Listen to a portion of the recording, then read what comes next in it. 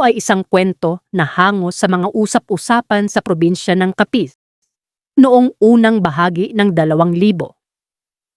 Sa dulo ng sitio ng San Roque, kung saan ang mga puno ng niyog ay tila mga aninong nagdarasal tuwing dapit hapon, nakatira si Aling Marta. Sa San Roque, ang pangalan ni Marta ay hindi binibigkas ng malakas.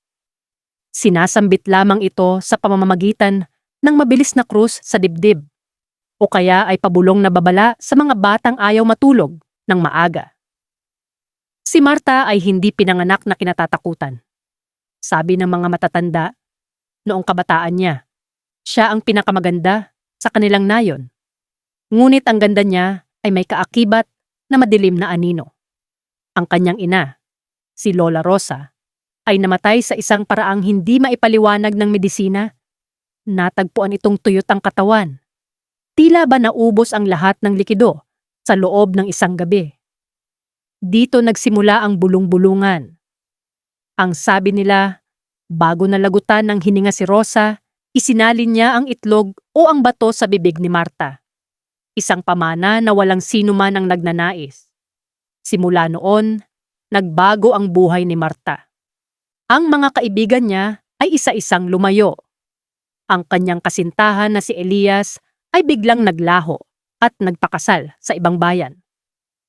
Ang dating masayahing dalaga ay naging isang ermitanyo sa sarili niyang lupain. Taong 2004, isang tuyot na tag-init ang dumating sa San Roque. Kasabay ng init ay ang sunod-sunod na pagkamatay ng mga alagang hayop. Una ay ang mga manok ni Manggorio. Sunod ay ang batang baka ni Kapedring. Ang lahat ng mga hayop ay may iisang marka. Isang maliit na butas sa leeg at walang bakas ng dugo sa paligid. Dito na nagsimulang mag-alab ang galit ng mga taga-sityo. Sa bawat kanto, ang pangalan ni Marta ang itinuturong may sala. Nakita ko siya, sabi ni Tonyo, ang lasenggo ng bayan. Nakita ko siyang nakatayo sa ilalim ng puno ng balete kagabi. Hindi siya tao. Ang haba ng dila niya, tila isang sinulid na naghahanap ng biktima. Kahit walang matibay na ebidensya, ang takot ay mas mabilis, kumalat kaysa sa katotohanan. Ang bawat kaluskos sa bubungan ay ibinibintang kay Marta. Ang bawat iyak ng sanggol sa gabi ay itinuturing na hudyat na siya ay nasa paligid lang. Si Lando ay isang binatang nagbalikbayan mula sa Maynila upang alagaan ang kanyang may sakit na lola. Hindi siya naniniwala sa aswang. Para sa kanya, ang lahat ng ito ay dala lamang ng kakulangan sa edukasyon at sobrang imahinasyon. Isang gabi, dahil sa kuryosidad, dinalhan ni Lando ng pagkain si Aling Marta. Nakita niya ang matanda na nakaupo sa kanyang beranda, nakatingin sa buwan. Aling Marta, dinalhan ko po kayo ng hapunan, sabi ni Lando. Tumingin sa kanya ang matanda. Ang kanyang mga mata po ay hindi pula, gaya ng sabi ng mga tao. Ang mga ito ay puno ng pagod. Bakit ka narito, Irog? Tanong ni Marta sa paos na boses. Hindi mo ba alam na ako ay isang halimaw? Hindi ako naniniwala sa ganon, sagot ni Lando. Ngumiti ng mapait si Marta. Ang paniniwala ay hindi kailangan para ang isang bagay ay maging totoo. Pero salamat. Matagal na nung huling may nagbigay sa akin ng pagkain na hindi hinaluan ng asin o bawang. Sa mga sumunod na araw, naging magkaibigan ang dalawa. Naikwento ni Marta ang kanyang pait kung paano siya ikinulong ng sarili niyang pamilya sa takot na makuha nila ang sumpa at kung paano niya nilalabanan ang gutom na hindi naman niya ginusto. Lando, sabi ni Marta isang gabi, darating ang oras na hindi ko na kaya. Ang sumpa ay hindi namamatay hanggat walang pinagsasalinan. Pero ayokong ipasa ito. Gusto kong matapos ito sa akin. Isang gabi ng kabilugan ng buwan. Isang sanggol ang namatay sa katabing bahay ni Marta. Ang ina ng bata ay naghihiyaw sa galit at pighati.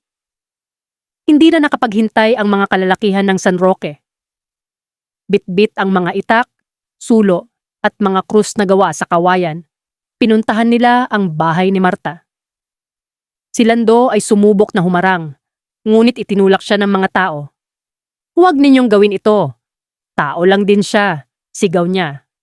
Ngunit ang galit ng masa ay isang malakas na agos na walang nakakapigil. Winasak nila ang pinto ng dampa ni Marta. Natagpuan nila ang matanda sa gitna ng silid, nakaluhod, at tila nagdarasal. "Lumabas ka, aswang!" sigaw ni Mang Goryo. Tumayo si Marta. Sa harap ng maraming tao, may kakaibang nangyari. Ang kanyang mga buto ay nagsimulang tumunog.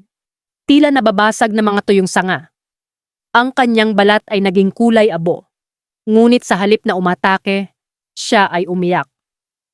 "Tapusin niyo na," bulong niya. "Pagod na ako sa gutom na ito. Pagod na ako sa inyo." Bago pa man makagalaw ang sinuman, si Marta ay nagsimulang magsuka ng itim na likido. Sa gitna ng likidong iyon ay isang tila itlog na itim na kumikislap. Ito ang sumpa. Sinubukan niyang durugin ito sa kanyang mga kamay. Ngunit bago pa man niya magawa, isang taga ang bumaon sa kanyang balikat. Sinundan ito ng marami pang taga. Ang dugo ni Marta ay hindi pula. Ito ay tila langis na itim at malapot.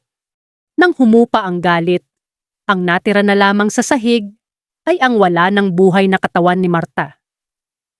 Hindi siya naging isang halimaw na may pakpak sa harap nila. Namatay siyang mukhang isang kawawang matanda na payat dahil sa malnutrisyon. Ang itim na itlog, naglaho ito nang mamatay ang matanda. Sabi ng iba, kinain ito ng lupa. Sabi naman ng iba, may isang taong nakapulot nito sa gitna ng kaguluhan. Pagkatapos ng libing ni Marta, na dinaluhan lamang ni Lando, ay tumigil ang pagkamatay ng mga hayop.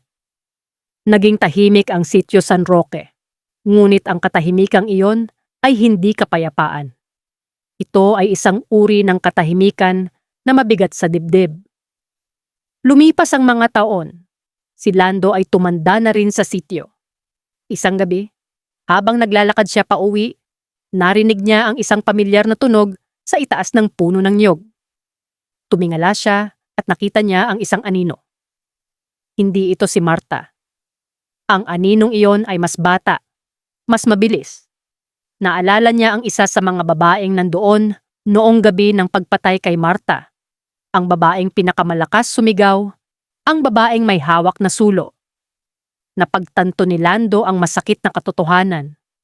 Ang aswang ay hindi namamatay dahil sa itak o bawang. Namamatay lamang ito kapag ang gutom ay naipasa na sa susunod na biktima ng galit at takot. Si Marta ay namatay ng malungkot at mag-isa. Hindi dahil siya ay masama, kundi dahil siya ang naging sisidlan ng isang bagay na hindi niya pinili. At ang mga taong pumatay sa kanya? Sila ang tunay na nagpatuloy sa sumpa sa pamamagitan ng kanilang sariling karahasan. Hanggang ngayon, kapag malalim ang gabi sa San Roque, maririnig mo pa rin ang mahinang iyak ng isang matanda sa hangin. Isang paalala na sa mundong ito, ang pinakamalungkot na nilalang ay ang mga taong pilit nating ginagawang halimaw para lamang may masisi tayo sa ating sariling mga kamalasan.